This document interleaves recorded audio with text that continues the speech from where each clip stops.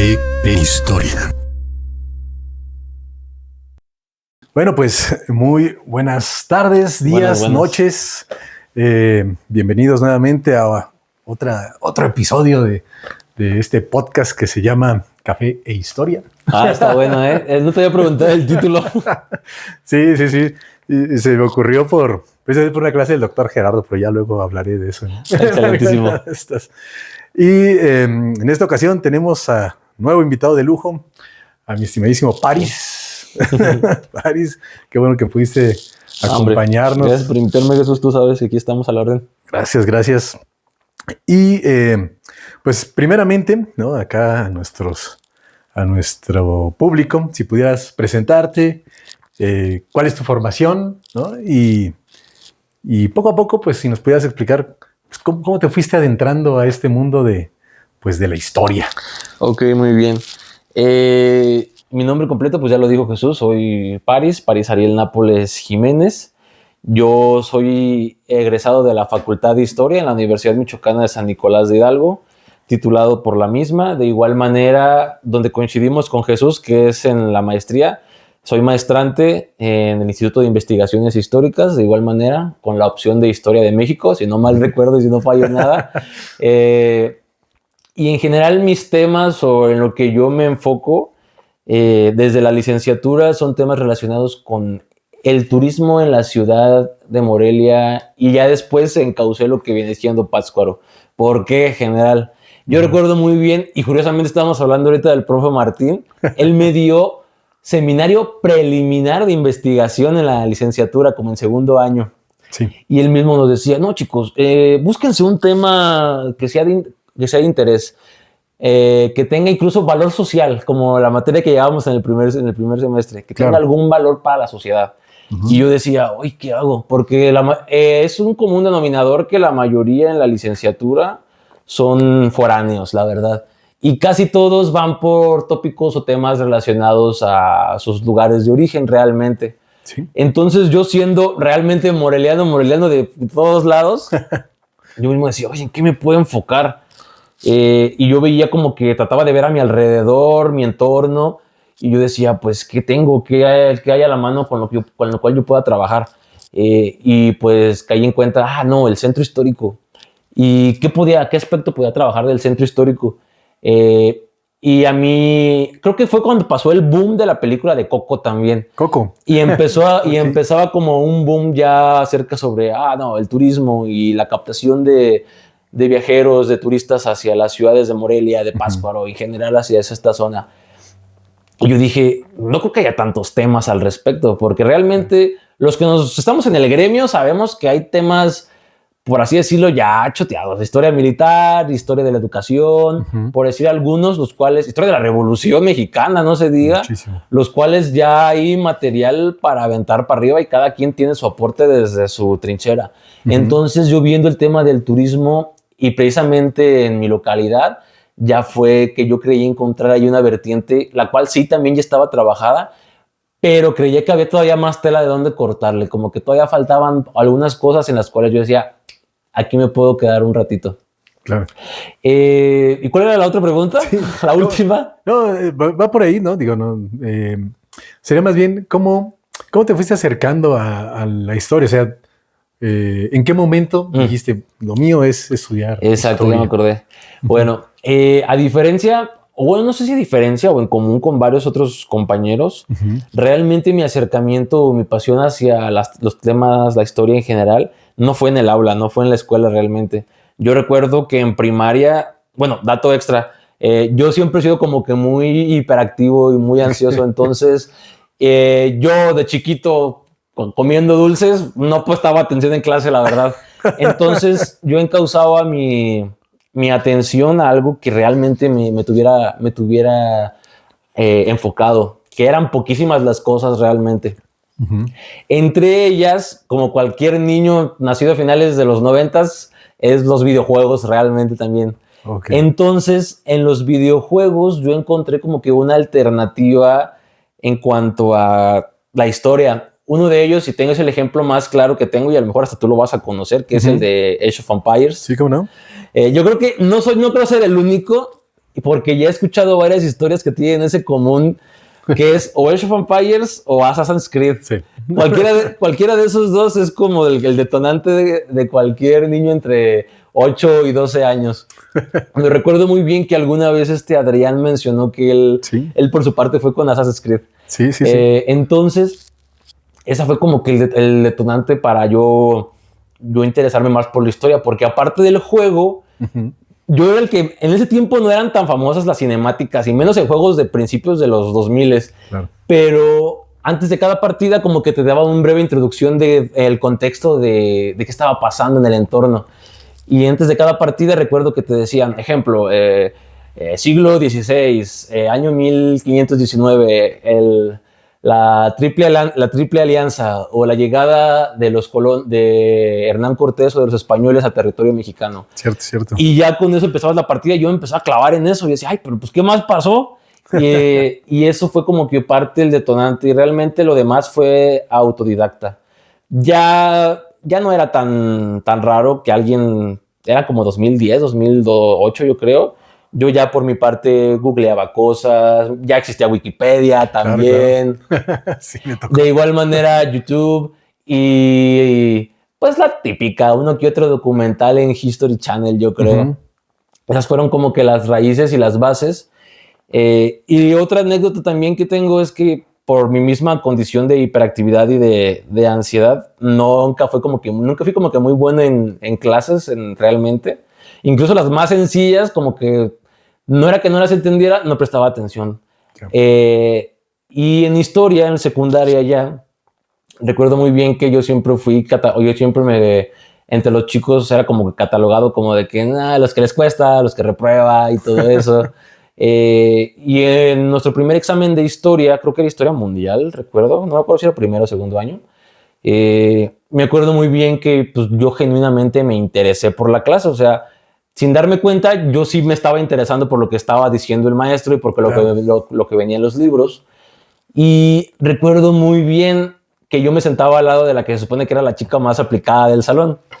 Y hicimos examen, ya sabes, todo. Y al dar los resultados de los exámenes, recuerdo bien que ese día yo había sacado 10 en el examen y la chica de al lado, que era la chica que le iba muy bien, había sacado 5. Órale. Y todos decían que había hecho trampa que había cambiado los exámenes o cosas de ese estilo.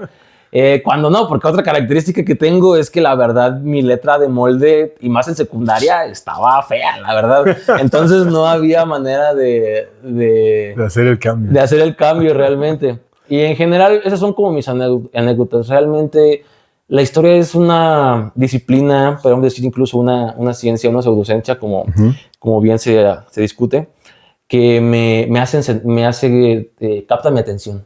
Logra captar mi atención y hace que yo realmente me enfoque y me interese por lo que estoy hablando y lo que yo estoy escuchando.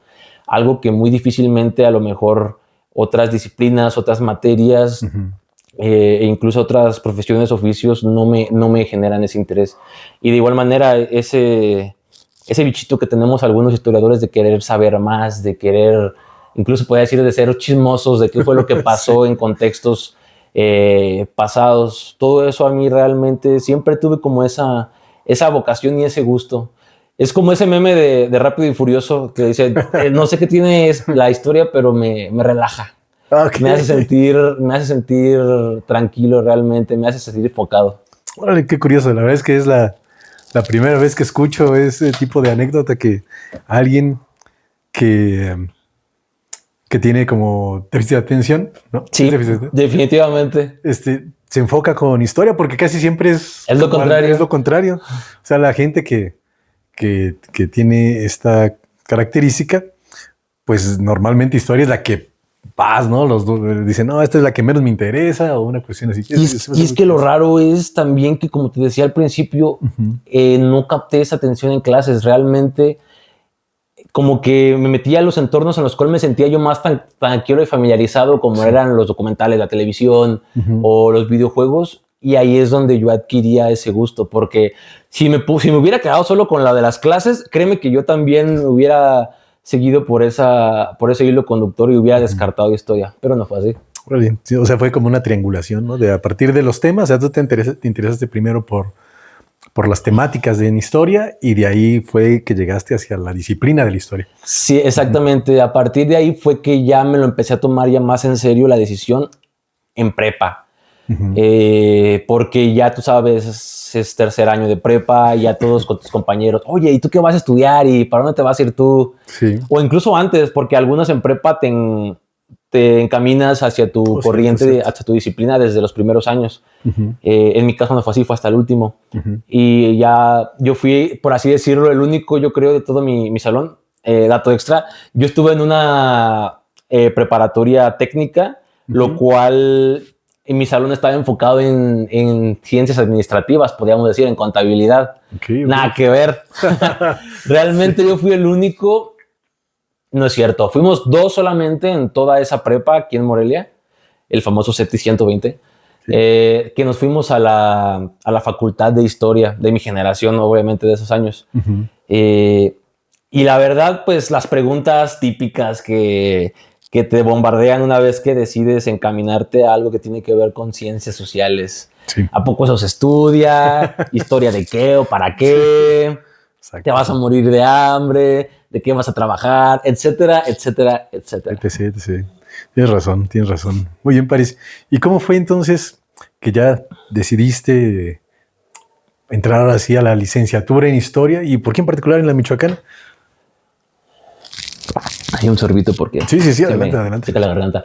¿Por qué en particular la Michoacana? Bueno, la verdad, mi investigación sobre opciones no fue tan exhaustiva.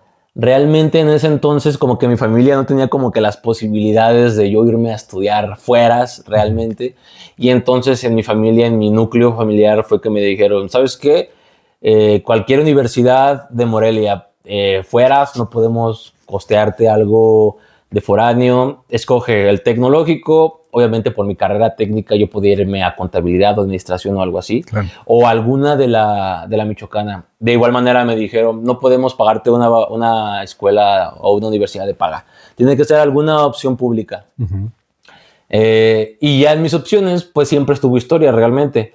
Pero ya al acotarse y delimitarse a las posibilidades económicas, ya fue que entonces dije, órale, entonces ¿para dónde me voy? Definitivamente el TEC de Morelia no fue mi opción. Y ya en la Universidad Michoacana, que realmente es una muy buena opción, claro. Mi énfasis estaba entre contabilidad e historia. Y realmente fue pura convicción, pura vocación lo que me hizo tomar la decisión. Porque mi familia también se dedica más como cuestiones de las ciencias administrativas, de la contabilidad, de la administración. Pero por así decirlo, yo salí la oveja negra de la familia, el negrito en el arroz, y fui que decidí irme. ¿Sabes qué? Ciencias sociales, totalmente. Genial. Y como te lo dije hace un momento, las preguntas y las dudas y la incertidumbre en mi núcleo familiar sobre el por qué y para qué, pues nos hicieron esperar. Pero pues yo traté como que de aferrarme a mi decisión. Claro. La verdad es que nunca la titubeé. Yo creo que donde sí lo hubiera titubeado es si hubiera tomado una opción diferente a historia. Pero en general siempre me sentí a gusto. Yo creo que desde el primer momento en que entré a la facultad hasta ahora que me dedico en parte en la maestría a la investigación y ahora también recientemente a la docencia, porque todavía doy clases. Excelente. Me siento muy a gusto realmente. Qué bien. Es de esas disciplinas, es una disciplina que quizá cuesta afianzarse, tener un trabajo estable, pero en lo personal, si es algo que de verdad, o quien lo escuche, te gusta, te apasiona, no manches, lo disfrutas cañón. Claro. Las clases que das, las que recibes, la investigación, todo eso, yo me divierto, la verdad.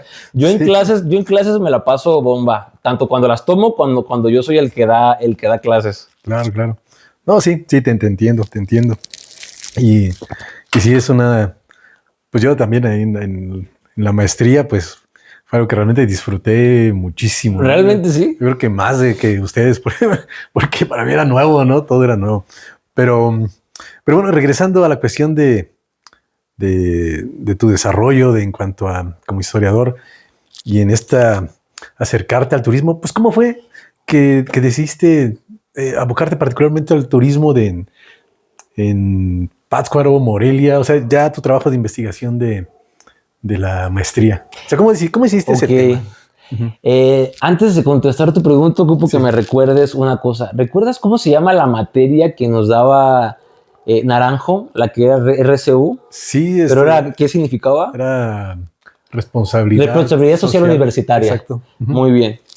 Ese mismo discurso, como te lo mencioné hace un momento, nos lo dieron a nosotros durante la licenciatura, a mitad de la carrera.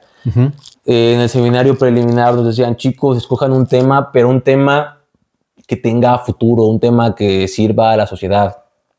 Todo lo que engloba y que sabemos que es responsabilidad social. Sí. Entonces, la verdad, yo sí traté de encauzar ese tema hacia algo que me abriera quizá puertas diferentes a las básicas de un historiador en general. Porque bien sabemos ¿cómo se dice? Las líneas de trabajo es docencia, investigación, divulgación. Claro. Yo quería enfocarme, yo decía, y si puedo centrarme en otra más, yo decía, turismo. ¿Por qué no turismo realmente? Yo lo veía muy ligado. La verdad, a quien no le gusta viajar, salir de viaje. Claro. Y más que nada, yo disfruto mucho enfocarme y conocer culturas, arquitectura diferente a la que estoy acostumbrado en mi día a día. Sí. Habrá gente que prefiere ir a la playa, que prefiere ir a una cabaña, que prefiere perderse en otro tipo de lugares. La verdad, yo sí soy una persona que disfruta mucho la cultura diferente a la mía, realmente.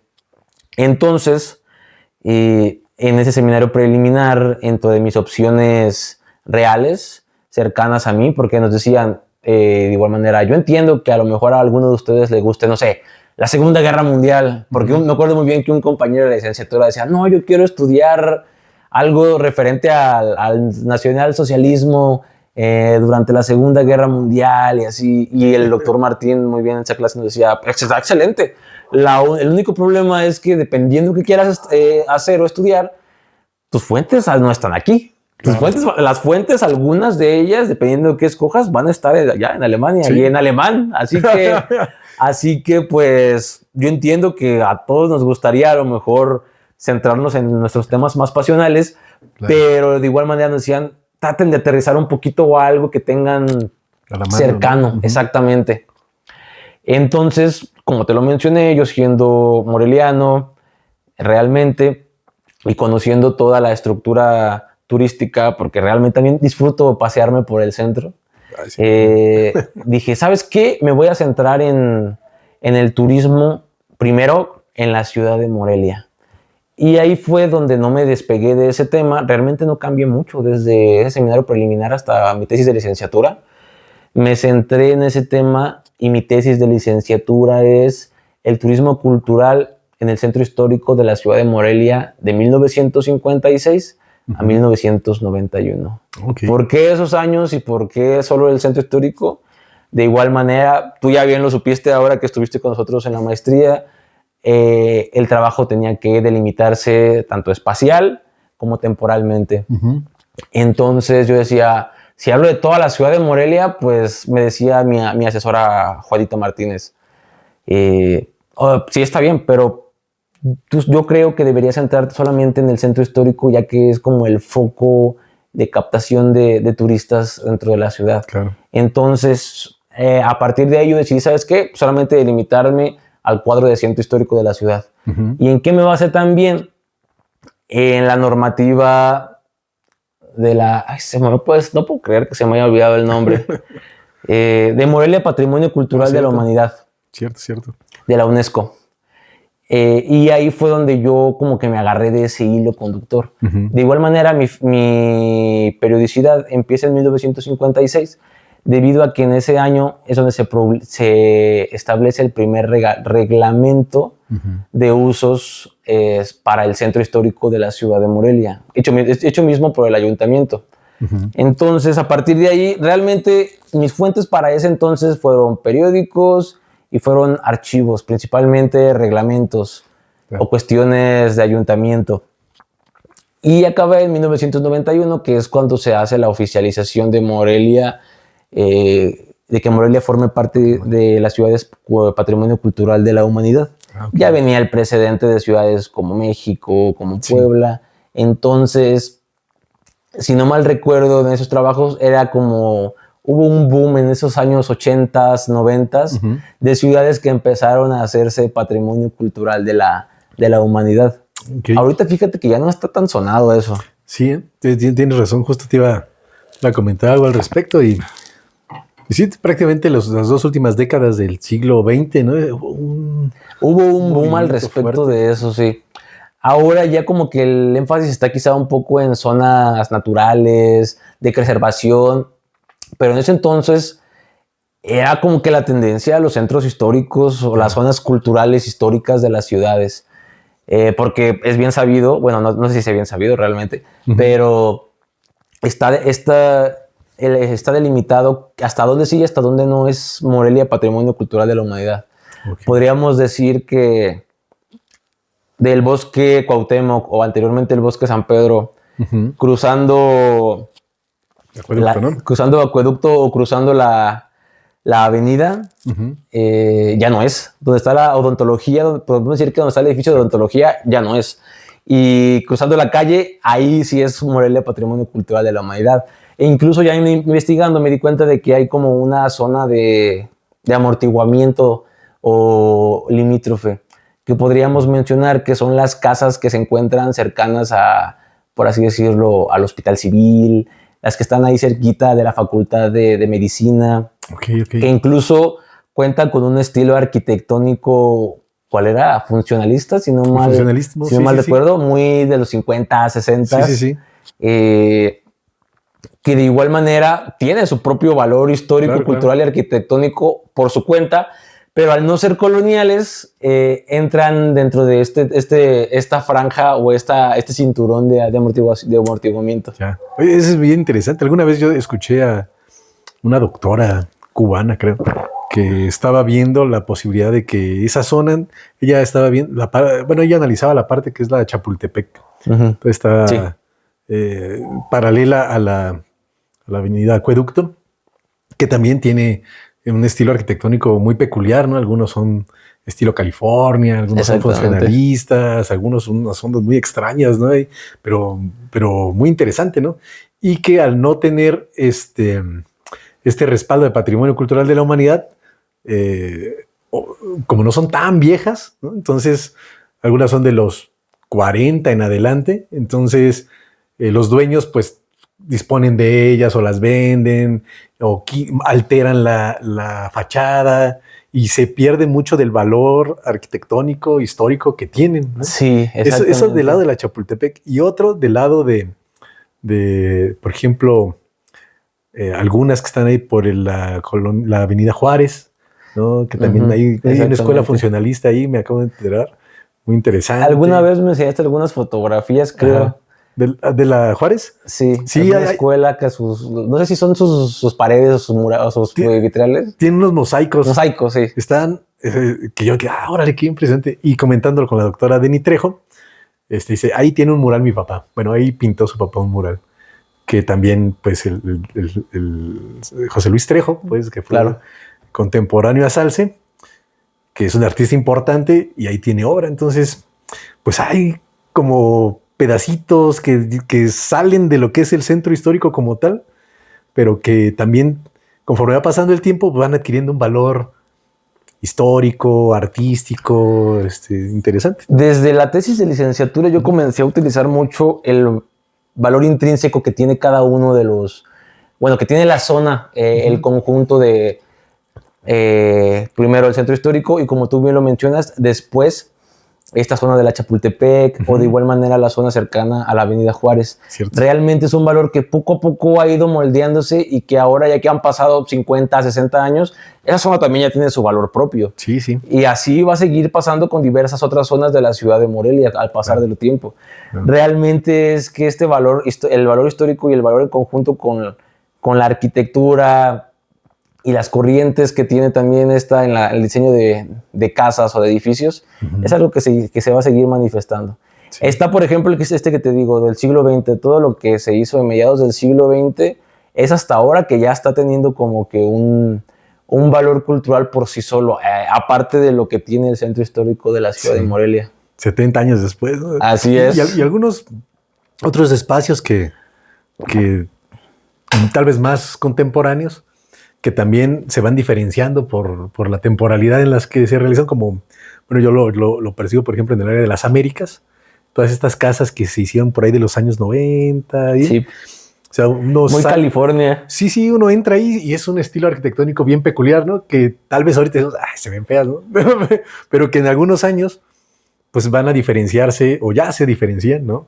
Con otras formas de construcción contemporáneas, ¿no? Tienes razón. De hecho, muchas, cada que a veces paso por ahí, muchas casas, terrenos incluso se ponen ya ahora recientemente en venta. Y realmente es una zona que yo considero que también, al igual que la Chapultepec, está cambiando su uso en cuanto a la vivienda. Ya mucho es hacia el uso comercial y se deja mucho de lado ahora la vivienda ahí mismo. Claro, sí, tienes toda la razón. Y regresando a tu investigación, pues ¿por qué más para atrás? Porque finales del 19. Tienes toda la razón. ¿Cómo está ahí? O sea, eso por un lado, y por otro es, pues parece como lógico, ¿no? Empezar como desde un periodo como más contemporáneo y luego, a ver, pues vámonos para atrás. Pero ¿qué problemáticas te has encontrado? ¿Qué dificultades en cuanto a conceptos, en cuanto a fuentes de investigación? ¿Cómo ha sido? A ver. Ok, muy bien. Al yo encauzar o al yo continuar mi tema o la temática de la licenciatura con la que tengo ahora en la maestría, muchas de las fuentes que tomé desde ese inicio las volví a revisitar ahora en mi investigación de la maestría. Ya desde la licenciatura ya me había percatado que investigaciones referentes al centro histórico de la ciudad de Morelia en torno al turismo en la Facultad de Historia realmente es que no hay tantas. Son poquísimas, por así decirlo, donde yo encontré un nicho que había un grupo de investigadores que se dedicaban a la investigación del turismo en la ciudad de Morelia, era en arquitectura. Exacto. Alguna vez creo que te llegué a mencionar, no recuerdo muy bien, pero encontraba muchas investigaciones, tesis, artículos de la Facultad de Arquitectura de aquí de la Universidad Michoacana.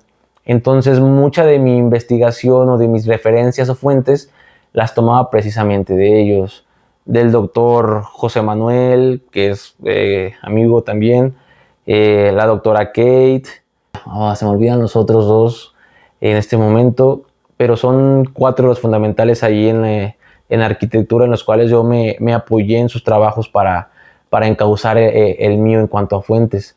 Realmente, curiosamente también una de las que sí me sirvió desde la licenciatura es algunos de los trabajos del doctor Gerardo Sánchez en torno a los viajeros, no tanto hacia el turismo, pero sí hacia los viajeros en general, independientemente de sus motivaciones o del cómo se denominaran a los viajeros, principalmente en el siglo XIX.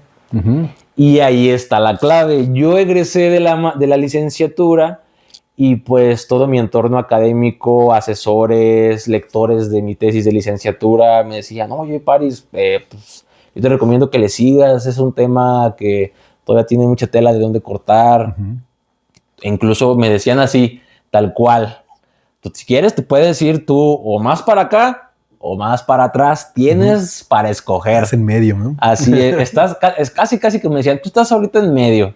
Tú decides si te quieres ir más para acá, trabajar finales del 20 y todo lo que ha pasado en el siglo XXI, o si te quieres ir más hacia los orígenes, incluso en México. Sí. Y ya fue que yo todavía tenía esa encrucijada, incluso cuando mandé mi propuesta de trabajo para la maestría. Ya fue, yo dejé textual en mi propuesta, oigan, me interesa mucho el tema de el turismo en la ciudad de Morelia, este fue mi trabajo de licenciatura y realmente yo estoy dispuesto y tengo también la duda genuina de irme a trabajar más hacia el presente e irme un poquito para atrás a lo que vendría siendo principios del siglo XX, siglo XVIII, digo XIX. Y entonces ya una vez llegando a la maestría, ya ves que ahí tú no escoges asesor, te escogen. Sí. Entonces ya fue que con Gerardo Sánchez, que fue el que es mi asesor, él me dijo, ¿sabes qué? ¿Sabe qué? Yo le recomiendo que se vaya un poquito para atrás. Yo ya le había comentado que yo había consultado uno de sus libros sobre viajeros, sobre el siglo XIX y principios del siglo XX. Y yo creo que él también prácticamente agarró esa base, sumado a lo que tú sabes, el vasto material de primera fuente que tiene el doctor Gerardo. Impresionante. Y me dijo, ¿sabe qué, compañero? Yo aquí tengo material de primera mano que le puede servir para hacer su tesis. Usted ahorita dice que no tiene bien decidido si se va para acá, si se queda hacia atrás, las fuentes que vaya a utilizar como referencia. Me dice, yo le recomiendo que se vaya por los viajeros, por las guías de viaje y guías de turismo, principalmente de viaje. La verdad, yo nunca me quise apartar del tema del turismo. Entonces, yo lo que traté de hacer era conectar a los viajeros, sus motivaciones, sus experiencias, los puntos de interés que ellos plasmaban en sus obras con las actividades del tipo turístico. Un ejemplo tal cual. Lo que vendría siendo, por ejemplo, ¿qué pasa? ¿Se te mueve mucho? Estoy enloqueciendo. Déjame ver qué pasa con esto.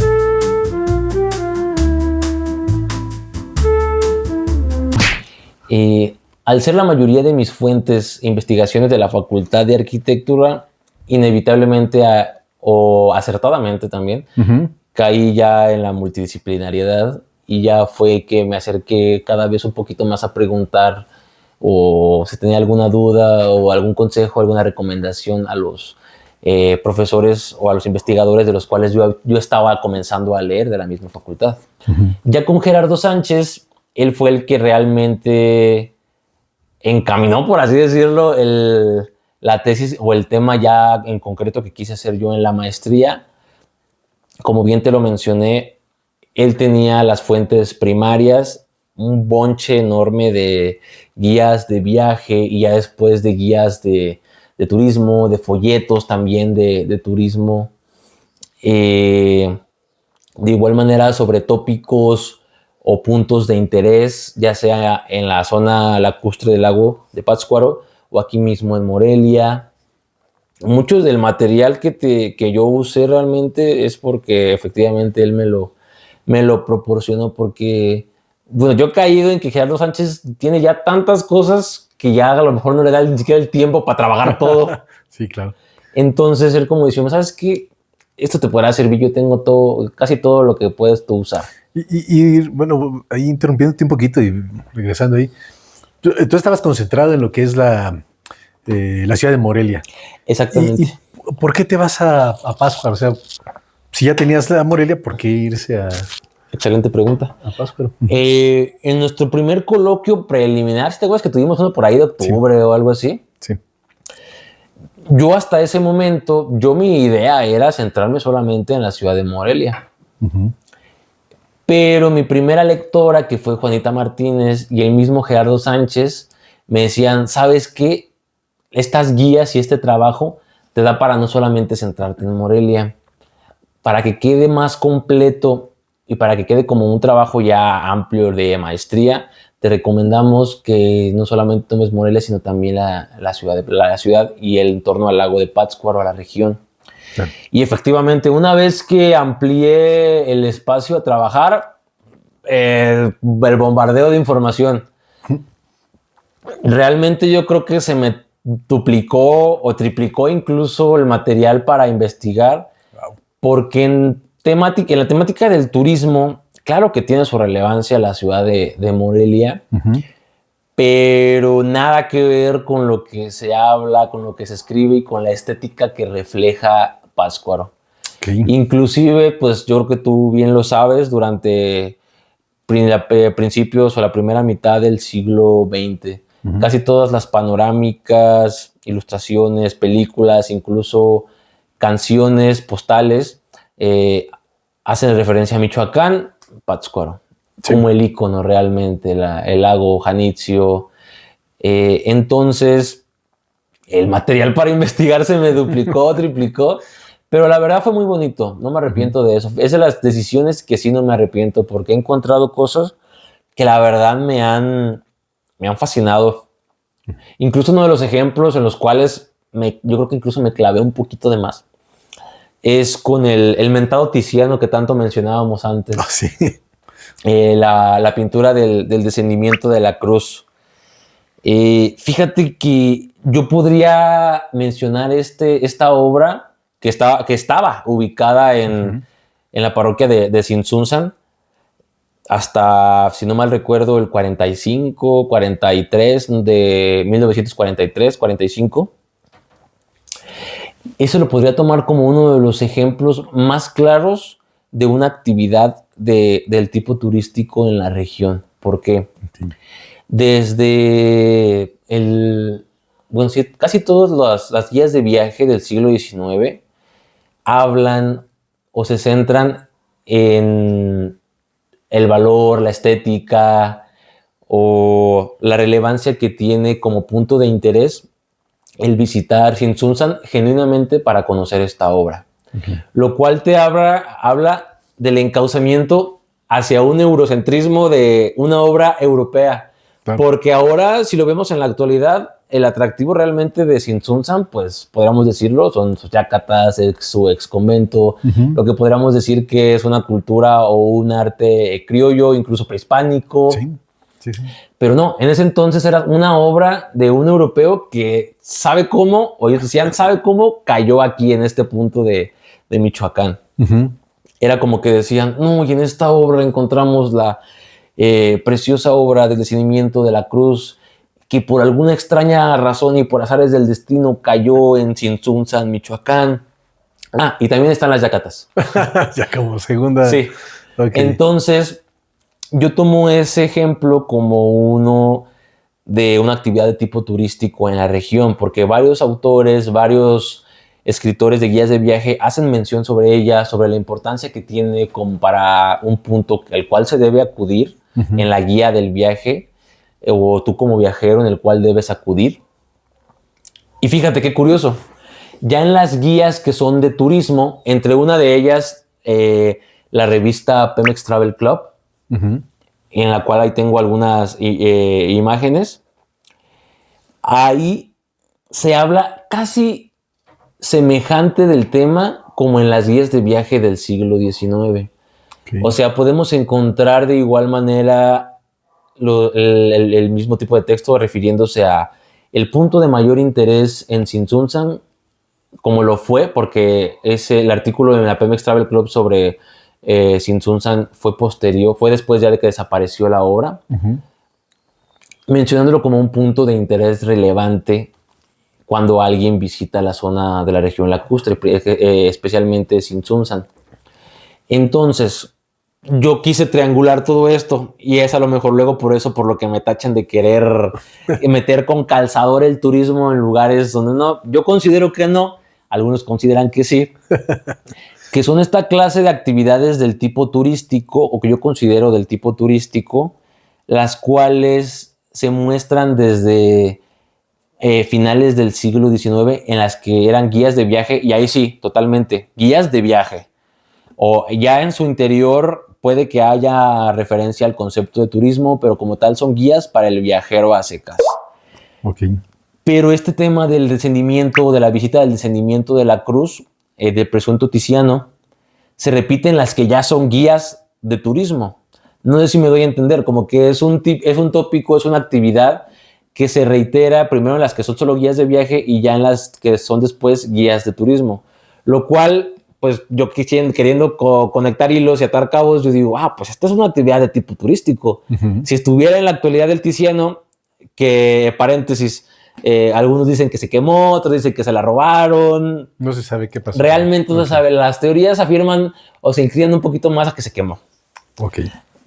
Entonces, yo queriendo conectar estas, las guías de viaje con las de turismo, con este común denominador que es la imagen, la pintura del descendimiento, uh-huh. Yo quería mostrarlo como de ejemplo de una actividad del tipo turístico en la región. Uh-huh. Algunos, como te digo, me apoyan en esta decisión, algunos como que me dicen que tiene que aterrizarse más esta idea, centrarse más, no distorsionar o no mezclar conceptos. Pero sí. Bueno, ahí podríamos entrar a una de las complicaciones que he tenido. Ya, sí, claro. Esa era otra de las preguntas precisamente a las que iba, que es, pues, tus principales problemáticas, ¿no? En este trabajo de 2 añitos que llevas acá sí, de la ya maestría. 2 años. ¿Cuáles han sido? O sea, bueno, ya nos has ido mencionando algunas en el que tu tema, como el de todos, yo creo, ha ido cambiando eventualmente, ¿no? De un primer planteamiento a lo que sí. Se ha ido desarrollándose. Y otra, pues, ampliar, ¿no? Tu marco espacial, ¿no? En el que comienza en Morelia y luego añades Pátzcuaro. Este incremento también de fuentes, ¿no? Exponencial. Sí, efectivamente. Una buena cantidad de nuevas fuentes que te han llegado para que las analices. Y bueno, y en este caso la problemática de conceptos, ¿no? Que dices que la cuestión del turismo y el viaje, ¿no? O sea, 2 cosas un poquito diferentes, pero que has tratado como de irlas ahí como juntando, pues, ¿no? Para trabajar. Ok, voy a empezar mencionando algo una de las pocas cositas con las que tuve coincidencia con el doctor Martín. Todo turista es un viajero, pero no todo viajero es un turista. Uh-huh. Y ahí es donde se encuentra uno de los principales percances, cuestionamientos que yo me he hecho y que me han hecho sobre mi tema. El poder diferenciar y el poder encontrar el hilo conductor en cuanto a cómo es que estos viajeros pasaron a denominarse o entraron ya en el nicho del turismo. Claro. Ese es una de las principales vertientes, las cuales ha sido, por así decirlo, mi coco estos últimos meses. Entre otras, como las complicaciones en cuanto a la temporalidad, especialmente, porque tú sabes que uno investiga y te encuentras una cosa y luego otra, y digo, chin, pero esto ya se pasa de la temporalidad, 1 año, 2, 3, sí. Y digo, bueno, le recorro poquito. Yo quería terminar en 1940, uh-huh. Al acabar Cárdenas su periodo de presidente. Pero después me dijeron, oye, si metes lo del Paricutín, y decía, sí. Bueno, pues son 2 años. Sí. Y decía, bueno, al 42. Ok. Y ya después, oye, pero es que estaría bien que metieras el cine mexicano, que todavía no hemos hablado de eso. Le dije, oye, estaría bueno que metieras cine mexicano. También. Pero es que una de las principales películas que es Maclovia es del 48. Y decía, pues ahí son otros 5. Pues vamos poquito para acá. Y aquí vamos, ahí voy. Acabo en 1948. ¿En 48? Sí. ¿Por qué? Porque la última fuente que tomo es precisamente esa película, es Maclovia. Ese es otro de los puntos en los cuales he encontrado diferentes opiniones de mis lectores al respecto. Algunos me dicen que le meta esto, uh-huh. Otros me dicen que le quita aquello, uh-huh. Algunos otros creen que mi trabajo está un poquito mal orientado, que debo enfocarme más a lo que te comentaba sobre diferencias entre viajero y turista, no mezclarlo. Sí. Y sí, efectivamente podría mencionar que esas son todavía algunas de las cuestiones que hacen falta para pulir el trabajo. En este momento, yo cuento con 3 capítulos. Potencialmente mi tercer capítulo va a estar sujeto a dividirse para que sean 4 capítulos entonces. Uh-huh. Y de igual manera recientemente tuve que añadir un apartado sobre cine mexicano.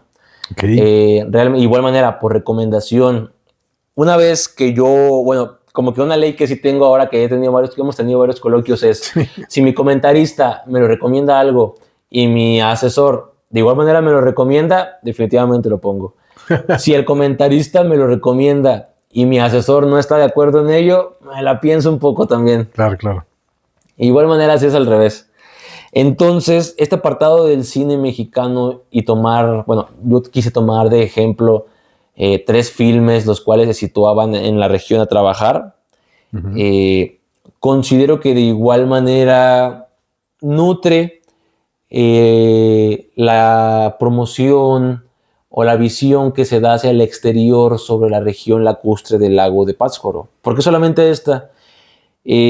Lamentablemente desde los 30, 40, por así decirlo, los reflectores se los lleva totalmente Pátzcuaro y la región lacustre. Sí. Por así decirlo, Morelia, la cual estaba quizá en el siglo XIX o antes de la Revolución Mexicana, un pelín por arriba de Pátzcuaro, uh-huh, en cuanto a valor o interés para los viajeros, sí, potenciales, después turistas, pasa a segundo plano en cuanto a el interés que se tiene ahora por la región lacustre.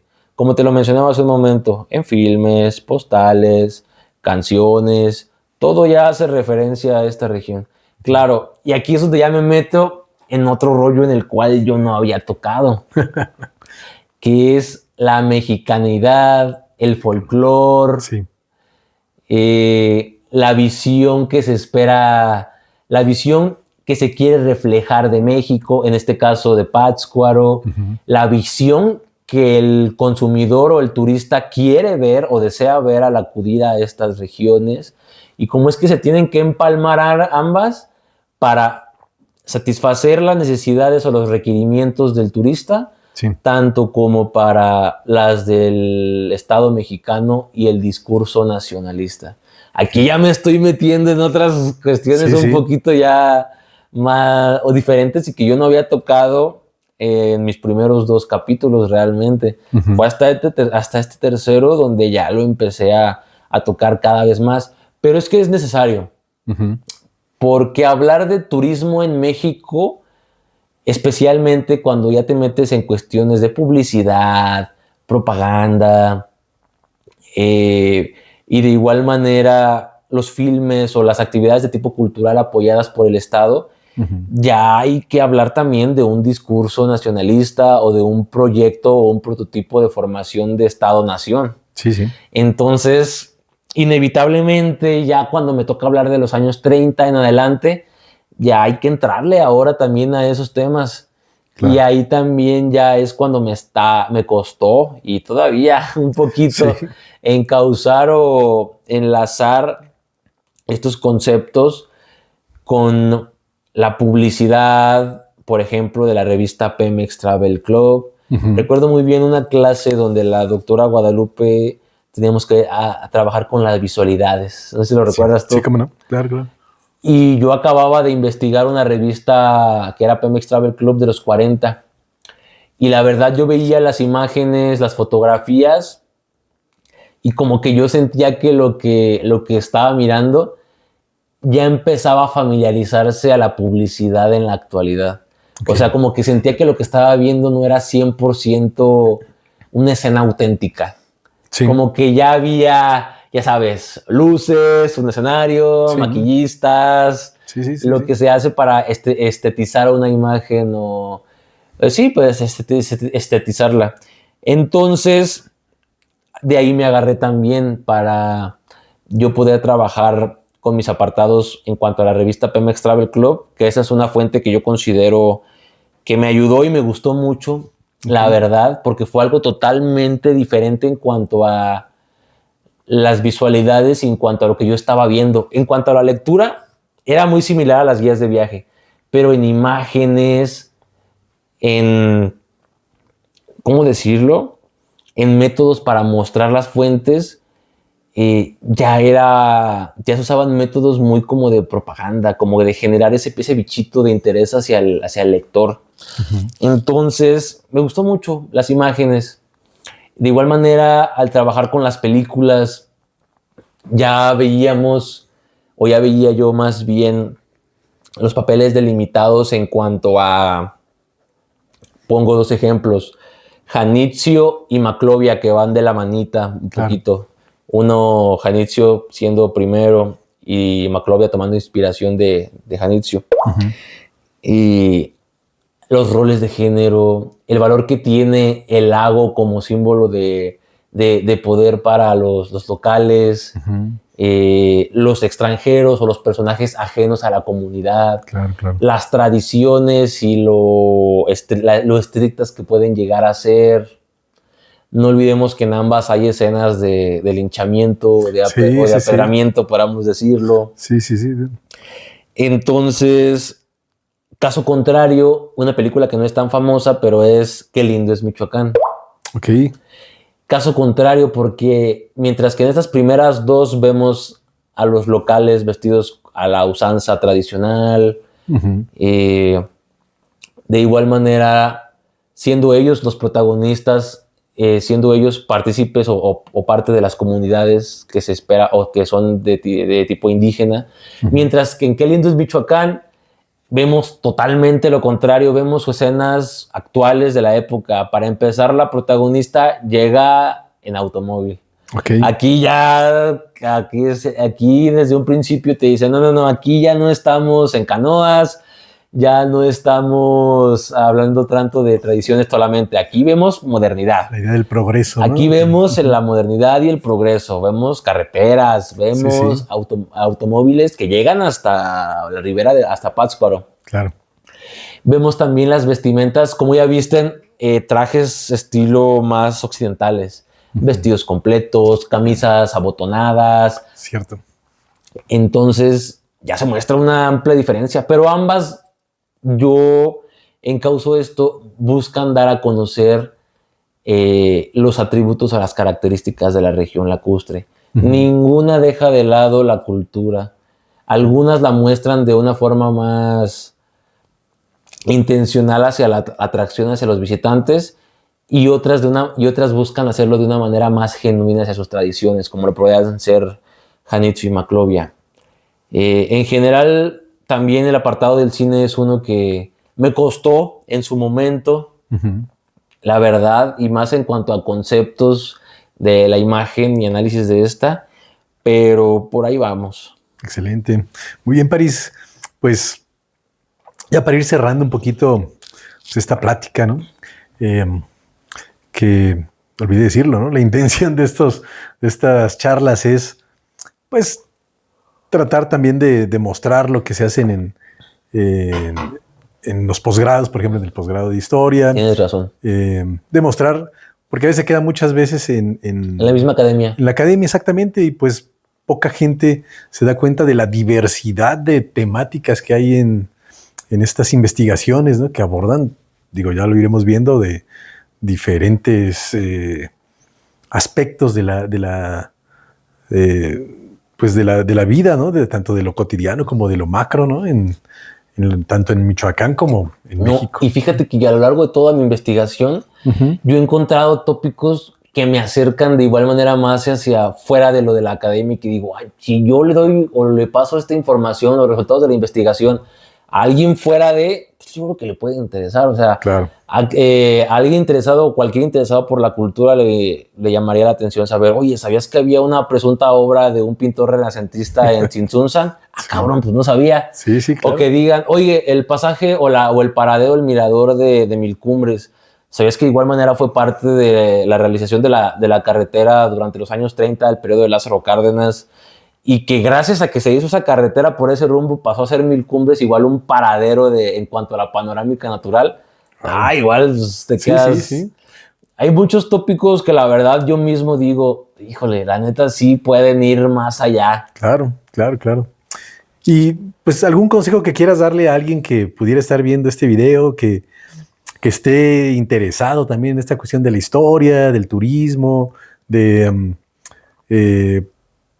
los temas que tú abordas o en general que quisiera estudiar historia, ¿qué consejo le pudieras dar? En general a cualquier persona interesada sobre las temáticas, y yo le diría que siguieran en torno a investigar y de igual manera no perder el hilo, el gusto o la pasión que se tiene por esta disciplina. Realmente yo considero que la historia es una disciplina muy, muy, muy bonita. Yo la disfruto mucho, realmente me apasiona mucho. Y de igual manera, si alguien está interesado si a alguien le llama la atención alguno de nuestros temas, es precisamente con medios como este, yo considero, con los cuales nos podemos acercar un poco más hacia el grueso, hacia la comunidad fuera de la academia. Lamentablemente la mayoría de nuestros trabajos se quedan dentro y para los mismos cercanos. Claro. Considero, y la verdad no sé por qué no se ha hecho más, llevar en la licenciatura, no sé por qué no se lleva una materia de difusión, pero una materia de difusión cercana a las fuentes y a los medios de la actualidad, claro. Los que usa la gente o el grueso de la población. Podcast, casi todos consumen podcast. La otra vez estaba viendo una estadística que según decía que el porcentaje de gente que usa plataformas de audio para escuchar música y que podcast ha bajado. Ahora ya se están un poquito mediando los porcentajes en cuanto a gente que escucha música y gente que escucha podcast. Ok. Y de igual manera, las más comunes, TikTok, de igual manera. Sí, sí. Videos o clips rápidos donde tú puedas tener algún dato, alguna información cercana a ti. Lamentablemente, pues TikTok sí resulta ser tener una dinámica, un modo de uso muy, muy adictivo. Es casi como droga. Casi. Pero es el medio más, yo considero que es el medio más popular por el cual en la actualidad se puede obtener información. Yo veo a los chicos con los que trabajo, son chicos de 15, 16 años. Todos investigan todo, todos quieren investigar todo en TikTok. Todo. Ya casi nadie usa Google, ya casi nadie hace Wikipedia. Exacto. Todos lo buscan ahora por TikTok. Sí. Entonces considero que es todavía un medio en el cual todavía nosotros como historiadores podemos llegar más hacia la gente. Claro. Ya hay varios canales de YouTube realmente, blogs en diarios de igual de manera digital, los cuales ya hablan de historia. Por así mencionarlos, creo que Carla trabaja en su conglomerado, hacen algo para La Voz de Michoacán. Sí, creo que sí. Entonces, ese también es un buen medio realmente. Pero siento que hacen falta los medios que están más vigentes como te mencioné los primeros. Claro. El podcast y TikTok creo que es... Y hablando de medios, si quieres comentar tus líneas de contacto, si alguien está interesado, por ejemplo, en saber un poquito sobre turismo en Morelia. Fíjate qué curioso. Cuando nosotros en los investigadores damos nuestros medios de contacto, ponemos nuestro correo electrónico, nuestro perfil de academia.edu, donde tenemos nuestros artículos. Sí. Ya de manera más informal, nuestro Facebook. Realmente yo me muevo en todas las plataformas y en todas, tanto redes sociales, justamente que son solo para esparcimientos sociales, como redes de tipo académico. Yo me muevo en todas como Paris Nápoles. Y en correo, a mí me pueden encontrar como paris.z.ariel@gmail.com. Cualquier duda o cualquier interés para contacto, ahí también es donde yo respondo. Pero para ser más concreto y práctico, o si se gusta ser más informal o algo más relajado, en redes sociales, realmente. Perfecto. Pues Paris, te agradezco mucho tu tiempo, tu información. Lo disfruté mucho. No, al contrario. Y esperemos verte nuevamente por acá ya con la tesis terminada. No, y espero, neta, ya estoy en las últimas, espero. Se supone que ya tengo el borrador, pero las correcciones me están respirando el cuello, dicen Entonces, en eso andamos. Esperamos ya acabar en finales de año. Perfecto. Pues muchas gracias. Nos vemos a todos. Gracias a todos.